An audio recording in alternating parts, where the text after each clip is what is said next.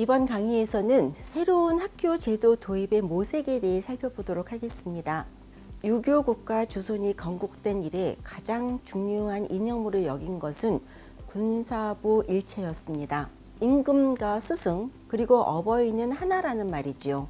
유교 국가의 큰 스승인 맹자는 왕도 정치란 모름지기 백성들을 배부르고 따뜻하게 하는 일일 뿐만 아니라 여기에 더해 교육하여 짐승들과 달라지게 하는 것이라고 주장했지요. 이 생각은 조선에서 심지어 고종 집권기까지 받아들여지고 있었습니다. 1886년에 한성주보에 실린 논학정이라는 제목의 기사는 이를 잘 보여줍니다. 옛날 왕궁 경도로부터 여항에 이르기까지 소학교가 설치되어 8세가 되면 이곳에서 어버이를 사랑하고 어른을 공경하고 그리고 경물치지의 요점을 교육받았다라고 쓰여 있습니다. 또 15살이 되면 대학에서 관련한 교육을 받았고 이런 교육으로 인륜이 밝아지고 교화가 시행되어 선비들은 모두 큰 일을 할 수 있는 즐거움을 가졌고 백성들은 모두 인수의 복을 누렸다고 했지요. 여기에서 거론된 학교들은 모두 관립입니다. 이는 곧 학교들을 조선 정부가 운영했다는 이야기입니다. 이 관립학교에 다녔던 학생들은 학비는 물론 학용품과 용돈까지 하사받았습니다. 이러한 관립학교의 제도가 말세에 이르러 학정이 해이해지고 학교가 폐기되었다고 기사는 지적하고 있습니다. 하지만 이는 맞기도 하고 틀리기도 한 말입니다. 어린아이가 다니는 서당부터 15살이 지나 시험을 쳐서 들어가는 성균관에 이르기까지 학교 제도가 초기와는 달리 세월이 흐를수록 흐트러지고 어지러워졌으니까요. 그렇다고 완전히 없어진 것은 아니었습니다. 이에 교육 제도를 군주가 책임져야 한다는 생각은 고종조에도 그대로 유지되었기 때문이지요. 그래서 정부가 운영하는 학교들은 대개 학비, 종이와 붓, 먹, 책, 그리고 용돈까지 모두 지급되었습니다. 그런 만큼 학생들도 엄선해서 뽑았지요.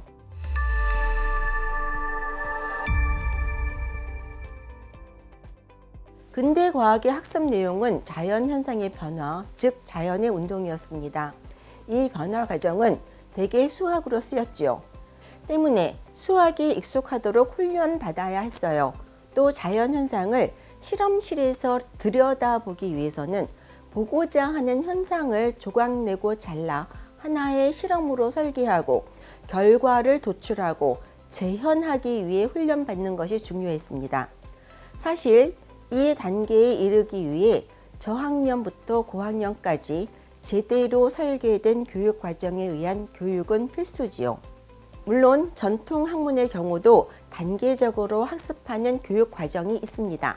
낮은 단계의 천자문, 동몽선습, 소학의 단계에서 높은 단계의 사서삼령에 이르는 배움의 위계가 있었습니다. 하지만 전통 교육의 학습 방식은 주로 100번만 읽으면 뜻이 저절로 통한다는 옛말에 기댄 것입니다. 글자를 외우고 서책을 암송하고 뜻을 새기는 방법으로 공부했습니다. 뜻이 이해가 가지 않으면 100번도 더 고쳐 읽는데요. 그러다 보면 저절로 이해가 되기도 하는 암기 위주의 공부였지요. 글자를 익히고 글 읽기가 익숙해지면 여러 경전을 읽기 시작합니다. 읽기 쉬운 책들은 아닙니다. 특히 자연을 풀어놓았다는 주역 읽기에 이르면 뜻을 파악하기 어려웠지요. 읽고 또 읽고 그러다 어느덧 뜻이 통하면 자신이 이해한 방식을 옆에 주석으로 달아놓기도 했습니다. 후대가 참고하도록 말입니다. 그 후대는 이 주석을 보고 또 교정을 했습니다. 여러 사람의 의견을 적어 놓기도 했지요. 그러나 이런 전통적인 학습 방법은 문제를 풀고 간단한 해답을 제시하는 근대 과학의 훈련 방법과는 달랐습니다. 따라서 서양 학문을 서양식대로 가르칠 새로운 학교 제도가 필요했습니다.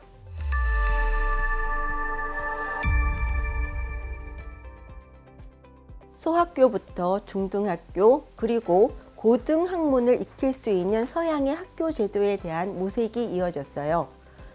육일준이 1889년에 썼다고 알려진 서유견문에는 그가 관찰한 학교 제도가 담겨 있습니다. 그는 견미사절단 시절 미국에 남아 유학을 했습니다. 이 경험을 살려 서양의 학제를 설명했지요. 그는 서양 학교는 대개 시작하는 학교, 문법학교, 고등학교, 대학교 4등급으로 나눈다고 했습니다. 시작하는 학교에서는 글자 쓰는 법, 발음하는 법, 수학의 기초, 각국의 동물과 식물, 경도와 위도뿐만 아니라 바른 행동 거지도 가르친다 했습니다. 위등급 학교인 문법학교는 모국어 사용법, 문장의 구성을 교육한다고 했어요. 그는 문법학교 교과의 중심은 문법이지만 그 외에도 학생들은 많은 것을 배운다고 설명했습니다. 수학의 기초와 문제풀이, 지구의 자전과 공전, 일식과 월식, 기상현상, 자연지리, 지질 등 다양한 내용들이 있었지요. 국제정치와 역사, 세계지리도 배워야 한다고 덧붙였습니다. 그의 설명은 고등학교로 이어졌습니다. 문법학교 졸업 후 고등학교에서는 좀 더 어려운 과목들을 공부했지요. 수학, 물리, 역사, 고문학, 병법, 그리고 측량학 기초 등을 공부했어요. 고등학교를 졸업해야 대학교 진학의 자격이 주어졌습니다. 교수님, 공부를 열심히 해서 고등학교까지 졸업한 학생들은 이제 뭘 배우나요? 대학교에서는 학생들이 원하는 바에 따라 화학, 이학, 수학, 농학, 의학, 기계학, 금속학, 식물학, 동물학, 법률학과 여러 나라의 어학 등을 공부할 수 있었습니다. 육일주는 대학을 졸업한 사람들이 사회의 여러 분야에서 이용후생을 실현한다고 보았는데요. 대학을 졸업해야 비로소 이용후생의 학문을 이루었다고 평가한 것이지요. 서양 각급의 학교들은 각각 4년으로 구성되었습니다. 모든 학생에게 학교가 열려 있지만 의무 교육은 아니었지요. 그럼에도 서양 정부에서는 세금으로 교사의 월급, 도서 구입비, 학교 건축비 등 각종 운영비를 학교에 지원해 줬습니다. 이런 교육을 통해 국민이 인간의 물정에 환히 통하게 되며 행실이 단정해지고 지각이 풍족해져 타인의 업심여김을 받지 않게 되기 때문이라고 설명했지요. 이처럼 그가 살펴본 학교 교육은 부강만이 아니라 사회에 필요한 윤리와 도덕과도 연결되어 있었습니다.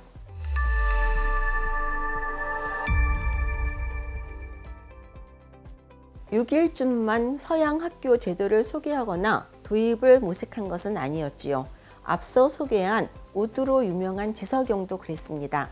그는 지방마다 학생을 선발해 서양 학문, 수차와 농기, 천자는 기계, 증기선, 증기기관 그리고 무기들을 공부하게 하자고 했지요.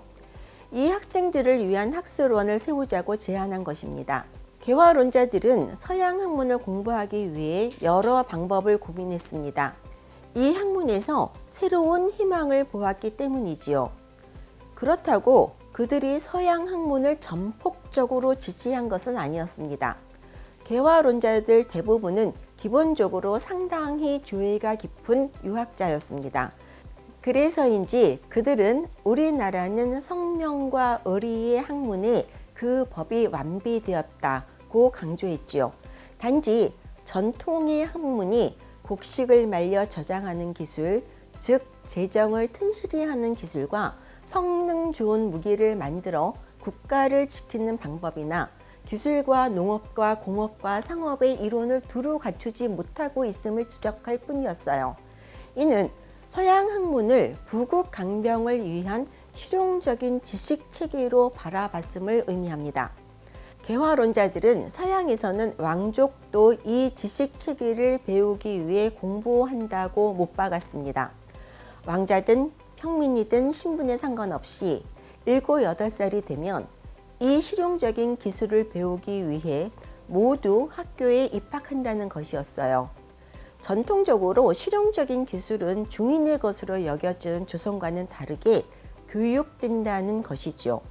이런 태도를 수용해 왕자든 평민이든 모두가 부국 강병의 지식을 익혀야 한다고 주장했습니다.